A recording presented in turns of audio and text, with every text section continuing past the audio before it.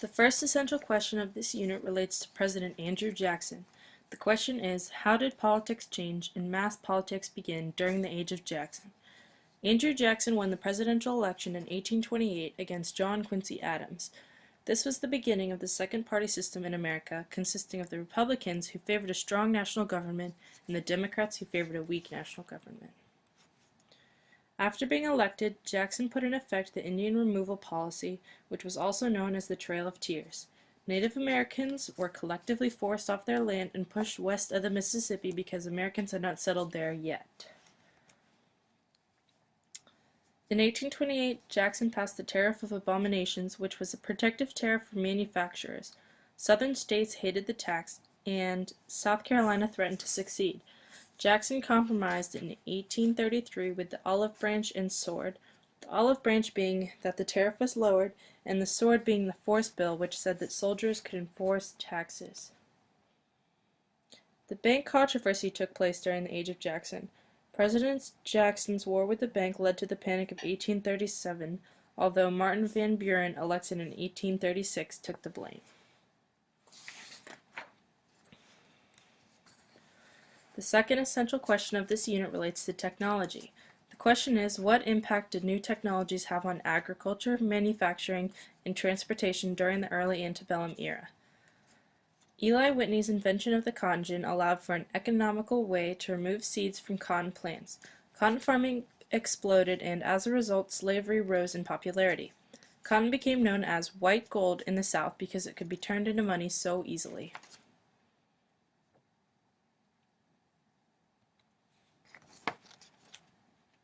During the antebellum era, John Deere invented the steel plow. The steel plow was cheap and allowed farmers to cut through soil faster than old wooden plows. Robert Fulton invented the steamboat in 1807. Steamboats changed shipping because they were fast and could travel up rivers to different ports. The invention of canals led to a faster way of transporting goods.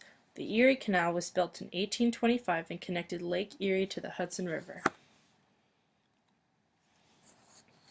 The third essential question of this unit relates to reform movements. The question is, in what ways did the Second Great Awakening lead to an era of reform in antebellum America?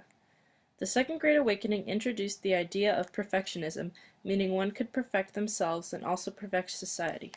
Charles G. Finney was a minister in New York who led many camp meetings, which were like public sermons to a large crowd of people. Joseph Smith started the Mormon religion in New York. They believed in many controversial ideas, such as polygamy. They were eventually kicked out of New York because of their beliefs, and moved west where they could practice their religion in peace. Mother Ann Lee started a religion known as the Shakers. They participated in many rituals involving dance. They believed in celibacy and community ownership of property. They also believed in racial and gender equality.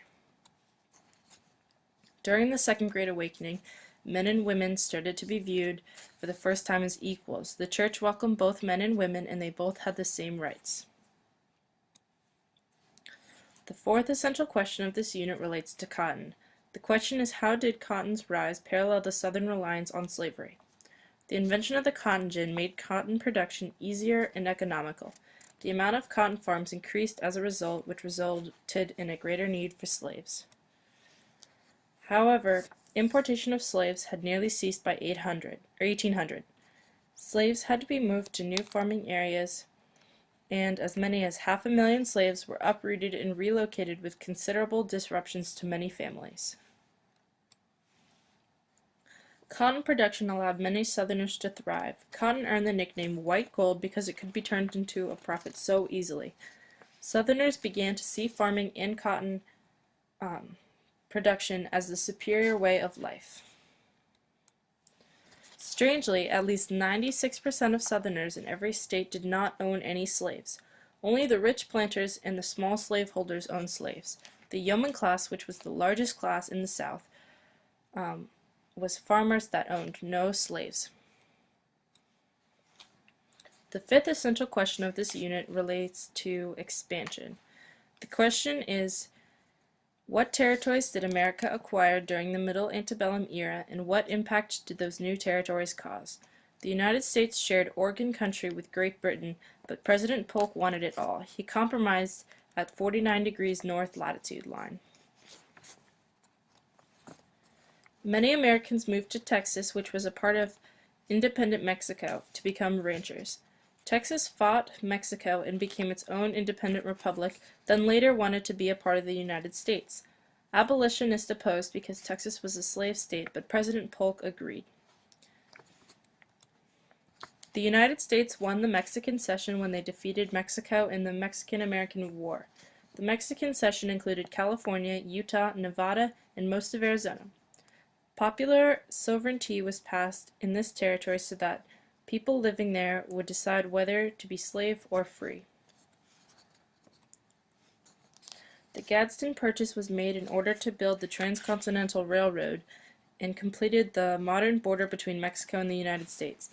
This land was good for a railroad because there were no Native Americans and the geography was good for building. The sixth essential question of this unit relates to compromises. The question is, how did two slavery compromises in 1850 and 1854 stall but not prevent the Civil War? The Compromise of 1850 dealt with the Mexican Cession. There was tension over whether or not slavery would be allowed in this new acquired land. Popular sovereignty was decided on. This pleased Southerners, but abolitionists realized that it was okay because the land wasn't suitable for farming, and so slaves would most likely not even be used. The Compromise of 1854 was the Kansas-Nebraska Act. Kansas and Nebraska had both wanted to become states, but they would tip the scale of free and slave states. Popular sovereignty was decided on.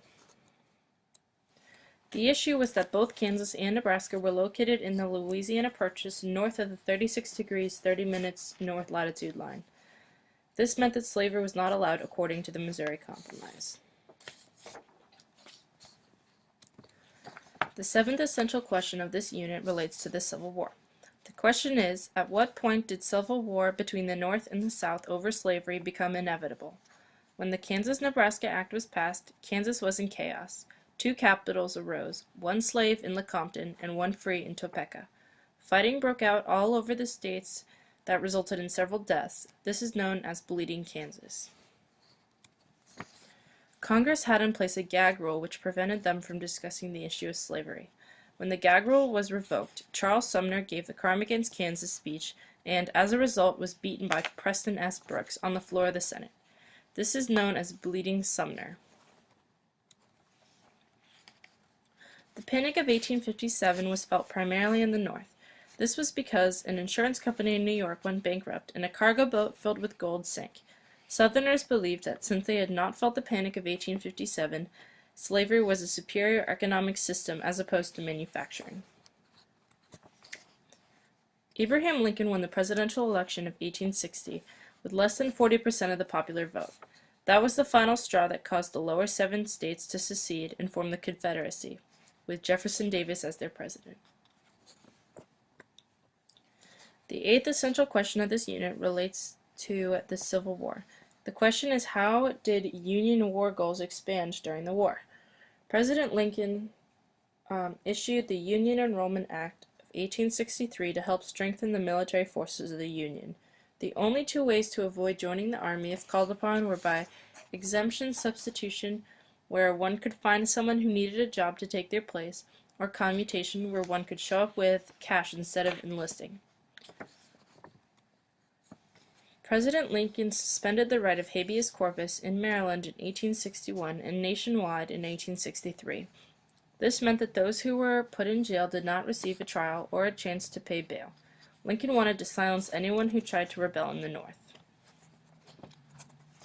In 1863, Lincoln gave the Gettysburg Address to commemorate all of the Union soldiers who had died in the Battle of Gettysburg. In addition, Lincoln reminded the public why the Civil War was being fought and noted that the Civil War was a war of freedom. Lincoln delivered his second inaugural address on March 4, 1865. He knew the Union was close to victory, and in this speech he spoke of the merciful way he wanted to treat the Southern states and his lenient idea of Reconstruction. The ninth essential question of this unit relates to Reconstruction. The question is, what impact did Union victory have on African Americans, and how were formerly rebelling states treated after the Confederacy's defeat? The 13th Amendment to the Constitution was passed and benefited African Americans because it abolished slavery.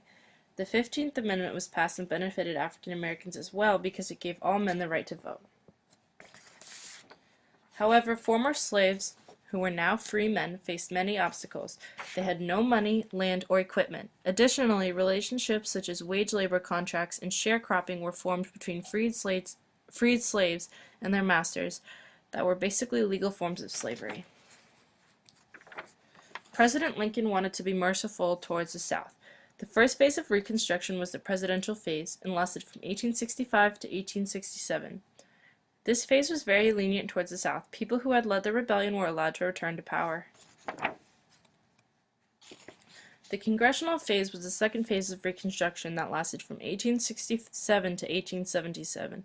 This phase was very harsh towards the South and focused on racial equality. The South was put under military occupation and divided into 5 military districts. The impeachment crisis occurred when Congress passed the Tenure of Office Act and accused President Johnson of violating the act. Johnson was impeached by Congress but found not guilty in his trial in the Senate.